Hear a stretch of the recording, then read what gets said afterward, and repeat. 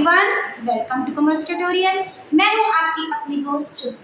आज हम कंटिन्यू करने जा रहे हैं अपने जर्नल की नेक्स्ट ट्रांजैक्शन। लास्ट सेशन में हमने क्या देखा था? हमने कुछ लॉस ऑफ स्टॉक के साथ रिलेटेड ट्रांजैक्शन देखी थी, कुछ profit and loss on the sale of assets. हमने वो कंसेप्ट क्रैकिंग की थी। आज हम उनके साथ रिलेटेड कुछ ट्रांजैक्शन डिस्कस करने जा रहे हैं। हमारी आज की फर्स्ट ट्रांजैक्शन है गुड्स अनइंश्योर्ड। अब अनइंश्योर्ड का मतलब क्या हुआ है? जिसकी हमने इंश्योरेंस नहीं कराई। अब जिसकी हमने इंश्योरेंस नहीं कराई, अब हम उनके अगेंस्ट कोई भी क्लेम नहीं कर सकते इंश्योरेंस कंपनी से। इंश्योरेंस कंपनी से तभी क्लेम किया जा सकता है अगर हमारा जो गुड्स है, हमारा स्टॉक है, अगर वो क्या हो, इंश्योर्ड। दूसरी, हमारी जो गुड्स अनइंश्योर्ड थी, उनकी परचेज प्राइस थी 3000, लेकिन सेलिंग प्राइस थी 5000। They were destroyed by the fire. सबसे पहले हमारा इस केस में क्या हो रहा है? लॉस हो रहा है। लॉस किसके साथ हो रहा है? फायर के साथ हो रहा है। अब जितना भी लॉस होता है, हम उसको क्या करते हैं? डेबिट करते हैं। हमने यहाँ पे रीजन भी मेंशन करना होता है कि लॉस क्यों हो रहा है। जैसे कि इस केस में लॉस किसके कारण हो रहा है? फायर के कारण हो रहा है। अब दूसरी तरफ किन चीजों का लॉस हो रहा है? कोई कैश का लॉस नहीं हो रहा है। हमारा लॉस किसका हो रहा है? गुड्स का। तो हम इनके लिए कौन सा वर्ड यूज करते हैं? गुड्स के लिए परचेजेस। सिर्फ सेल्स करने के टाइम हमारा वर्ड सेल्स होता है, बट हर केस में हमारा वर्ड कौन सा यूज होता है? परचेज यूज होता है। तो इस केस में हमारी तरफ जब हमारा लॉस हुआ तो गुड्स हमारी तरफ चली गई। व्हाट गोज आउट, उसको हम क्या करते हैं? क्रेडिट। तो हमारी परचेजेस क्या हो जाएंगी? क्रेडिट। दूसरा इंपॉर्टेंट कंसेप्ट, इस केस में हमें कॉस्ट प्राइस गिवन है, सेलिंग प्राइस गिवन है। जिस हम सेलिंग प्राइस तभी लेते हैं जब हम किस टाइम पे क्या करते हैं? सेल्स करते हैं। इस केस में हम सेल्स नहीं कर रहे, तो गुड्स को किस प्राइस पे मेंशन करेंगे? अपनी परचेज प्राइस मेंशन करेंगे। तो हमारी एंट्री क्या बन जाएगी? Loss by fire account debit to purchases. अब कितने का हमारा लॉस हो रहा है? 3000 का। 3000 यहाँ पे और 3000 यहाँ पे। नीचे हमारी क्या आ जाएगी? Narration means good uninsured and destroyed by fire. Second वाली ट्रांजैक्शन क्या है? Goods costing ₹1000 damaged by fire. Same case है। इस केस में भी हमारा लॉस हो रहा है। किसकी हेल्प से हो रहा है? फायर की हेल्प से। Insurance company accepted the claim. Insurance cry हुई थी, तो इंश्योरेंस कंपनी का क्लेम क्या कर लिया? एक्सेप्ट कर। लेकिन कितने का क्लेम सिर्फ एक्सेप्ट किया? 800 का। 1000 का लॉस हुआ था, 800 को उन्होंने क्या किया? एक्सेप्ट कर। और उनके रिगार्डिंग हमें चेक क्या हो गया? रिसीव। मींस इंश्योरेंस कंपनी ने सारे का सारा क्लेम नहीं किया। इसमें तो 200 का अभी भी हमारा लॉस हुआ है। अब इस केस में हमारे इस एंट्री के ट्रांजैक्शन के 3 पार्ट्स हैं। सबसे फर्स्ट पार्ट क्या हो जाएगा? जितना भी लॉस हमारा हुआ है डैमेज बाय फायर। अब इस केस में सेम वे से लॉस हो रहा है, तो लॉस को हम हमेशा क्या करते हैं? Debit all losses. और उसके बाद व्हाट गोज आउट? हमारी तरफ से परचेजेस जाए, तो इसको हम क्या कर देंगे? क्रेडिट। तो हमारी ए एंट्री क्या बन जाएगी? सेम बन जाएगी, that is loss by fire account debit to purchases. अब कितनी अमाउंट है? 1000 यहाँ पे, 1000 यहाँ पे। नीचे हमारी क्या जाएगी? Narration being goods costing damage by fire. अब ये क्या है? ऊपर वाले केस में सिर्फ एक ही केस था, तो हमने एक ही एंट्री बनाई। लेकिन इस केस में हमारा बी केस क्या बन रहा है? इंश्योरेंस कंपनी ने क्या कर दिया? क्लेम एक्सेप्ट कर दिया। अब हमारा लॉस किसके पास चला गया? इंश्योरेंस कंपनी के पास चला गया। अब इस केस में who is the receiver? Insurance company is the receiver. तो जो हमारा रिसीवर है उसको हम क्या कर देंगे? डेबिट। What goes out? हमारा जो लॉस है वो किसके पास चल गया? इंश्योरेंस कंपनी के पास चला गया। तो हमारा लॉस क्या हो जाएगा? क्रेडिट। लॉस जरूर डेबिट होता है, हमने यहाँ पे डेबिट कर दिया, लेकिन इस केस में हमारा लॉस शिफ्ट कितना हो रहा है? इंश्योरेंस कंपनी के पास। लेकिन कितनी अमाउंट का शिफ्ट हो रहा है? 800 का। तो हम यहाँ पे कितने का लॉस ट्रांसफर करेंगे इंश्योरेंस कंपनी को? 800। Who is the receiver? Insurance company is the receiver. Insurance company account debit to loss by fire. कितने का लॉस? 800 का लॉस। इसको शो किसके साथ करेंगे? हम बिल के साथ करेंगे। Insurance company accepted the claim. अब सी पार्ट वो क्या बनेगा? Cheque is received from insurance. Insurance company ने हमें क्या दे दिया? चेक दे दिया। अब इस केस में हमारे पास क्या आ रहा है? बैंक आ रहा है, बैंक इज द रिसीवर, हमारे पास चेक का। तो व्हाट कम्स इन, उसको हम क्या कर देते हैं? डेबिट। लेकिन किस फॉर्म में तो हम डेबिट किसको करेंगे, bank, bank account debit to insurance company. Who is the giver, insurance company is the giver. तो जो गिवर होते हैं debit the receiver, credit the giver. यहाँ पे भी हमारी अमाउंट कितनी आ जाएगी 800, यहाँ पे हमारी अमाउंट कितनी आ जाएगी 800। उसके बाद हमारी क्या स्टार्ट हो जाएगी, नरेशन। वो कहाँ से स्टार्ट होगी, being cheque is received from insurance company. Means एक ही ट्रांजैक्शन के कितने पार्ट्स बनेंगे, हमारे पास 3 पार्ट्स बनेंगे। तो उसको हमने ट्रांजैक्शन की नेचर पर डिपेंड करता है।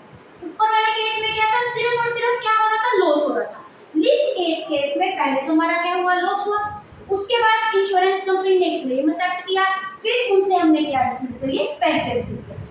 अगर आप इनका स्क्रीनशॉट लेना चाहते हो तो ले सकते हैं। उसके बाद हमारी जो सी एंट्री है वो हमें क्या बोलती है, इस ट्रांजैक्शन का हम पहले देखेंगे नेचर वाइज मीनिंग क्या बोलते हैं। पहले क्या है, goods costing rupees 1000 damaged by theft. पहले लॉस किसकी वजह से हुआ था, फायर की वजह से। अब सेम लॉस हो रहा है लेकिन किसकी वजह से हो रहा है, थेफ्ट की वजह से लॉस हो रहा है। अब जितना भी लॉस होता है उसको हम क्या करते हैं, डेबिट। सेम वे से हमारी फर्स्ट ट्रांजैक्शन क्या हो जाएगी, loss by theft account debit. अब क्या जा रही है हमारी, सेम वे से गुड्स जा रही है, परचेजेस जा रही है, तो हमारी आ जाएगी टू परचेजेस अकाउंट। अब कितनी अमाउंट है, 1000 यहाँ पे, 1000 यहाँ पे। नीचे हमारी क्या आ जाएगी, नरेशन। और नरेशन हमारी कहाँ से स्टार्ट होती है, बी के स्टार्ट होती है। B goods costing rupees damaged by theft. इसका ए पार्ट क्या होगा हमारा कंप्लीट। सेकंड पार्ट में क्या किया है, insurance company accept the claim. अब इंश्योरेंस कंपनी ने क्या एक्सेप्ट कर लिया, क्लेम एक्सेप्ट। मींस ऊपर वाले क्वेश्चन में क्या था, हमें क्लेम की अमाउंट दी होती, यहाँ पे हमें कोई अमाउंट नहीं। इट मींस इंश्योरेंस कंपनी ने पूरे का पूरा क्लेम क्या कर लिया, एक्सेप्ट कर लिया। सेम वे से now who is the receiver, insurance company is the receiver. तो जो हमारा रिसीवर होता है उसको हम क्या कर देते हैं, डेबिट। व्हाट गोज आउट, हमारा लॉस किसके पास जा रहा है, इंश्योरेंस कंपनी के पास जा रहा है। तो हमारी बी पार्ट क्या हो जाएगी, insurance company account debit to loss by theft. पूरे का पूरा जो उनका लॉस है इसके पास चला गया, हमारा इंश्योरेंस कंपनी के पास चला गया। और इसको हम स्टार्ट कहां से करेंगे, बी के साथ। Insurance company accepted the claim. लेकिन जब उन्होंने क्लेम एक्सेप्ट किया तो उसके बाद क्या है, cheque of 700 receive from insurance. सिर्फ हमें इंश्योरेंस कंपनी ने क्लेम तो पूरा एक्सेप्ट कर लिया, लेकिन उसने हमें पेमेंट सिर्फ कितने रुपीस की है, 700 रुपीस की। इसका मतलब स्टिल हमारे पास हमारा लॉस वापस आ गया। क्यों, लॉस टोटल कितने रुपीस का था, 1000 का, उसमें से उन्होंने 700 रुपीस हमें दे दिए। तो इसका मतलब 300 का हमारा लॉस स्टिल पेंडिंग है, जो कि हमारे पास वापस आ चुका है। अब इसको हम क्या कर देंगे, डेबिट। सबसे पहले हम क्या रिसीव करेंगे, चेक। चेक की रिप्रेजेंटेशन किसके साथ करते हैं, बैंक के साथ। Means bank cheque comes in, bank account debit. दूसरी तरफ से जो हमारा दोबारा लॉस हमारे पास वापस है, that is loss by theft account debit. 700 ने चेक रिसीव कर लिया, 300 का हमारे पास क्या आ गया, लॉस आ गया। अब who is the giver, insurance company is the giver. To क्या आ जाएगा, इंश्योरेंस कंपनी का, वो क्या आ जाएगा हमारा 1000। स्टार्ट किससे होएगा, बी से। तो हमारी ट्रांजैक्शन बन गई। अगर इस केस, ये केस सिर्फ यहाँ तक ही होता, सपोज करो कि एक तो हमारा लॉस हो गया, दूसरा इंश्योरेंस कंपनी ने हमें क्लेम एक्सेप्ट कर दिया, तो हमने सिर्फ कितनी ट्रांजैक्शन डाली थी, 2 ट्रांजैक्शन डाली थी। रीजन, अभी तक इंश्योरेंस कंपनी से हमने पैसे रिसीव नहीं किए थे। अगर आप इनका स्क्रीनशॉट लेना चाहते हैं तो ले सकते हैं।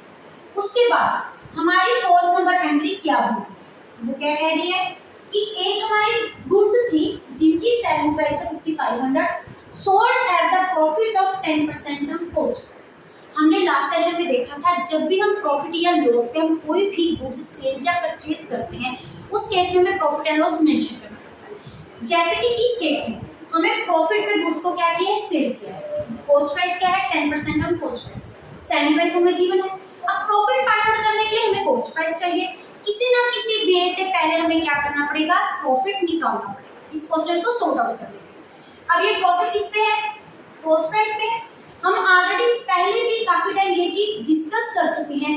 जिस चीज पे हमारा होता है उस चीज को हम क्या सपोज कर लेते हैं 100। जैसे कि इस केस में हमारा प्रॉफिट किस पे है, कॉस्ट प्राइस पे। तो कॉस्ट प्राइस को हमने कितना सपोज कर लिया 100, तो हमारी सेलिंग प्राइस कितनी आ जाएगी, वो क्या होती है सीपी प्लस प्रॉफिट। तो कॉस्ट प्राइस हमारी कितनी है 100 और प्रॉफिट हमारा कितना है 10% ऑन कॉस्ट प्राइस, ये हमारा कितना हो गया 10। तो हमारी सेलिंग प्राइस होगी 110। तो हम क्या है सबसे पहले हमें क्या फाइंड आउट करना है, प्रॉफिट। प्रॉफिट कैसे फाइंड आउट करेंगे, जो चीज फाइंड आउट करनी है उसको हम क्या रखेंगे ऊपर। जैसे कि हमारा प्रॉफिट कितना है 10 है, इसको हमने फाइंड आउट करना है, इसको रखिए ऊपर।